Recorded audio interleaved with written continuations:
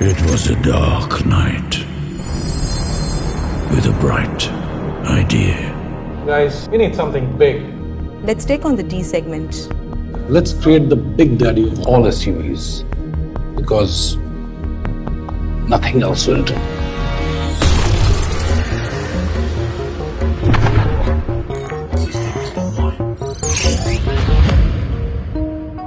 I hear he's quite a head turner. I know. Tell me about it. The only question was, how big is big enough? Daddy's so big, even the big will feel small. I hear he's from the future.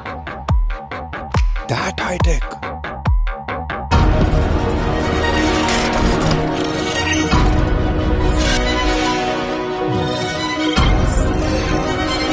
You know what they say about Daddy? What? Daddy is fast, even in slow motion. But wait, who is the big daddy of SUVs? You'll soon find out. And so will the D segment.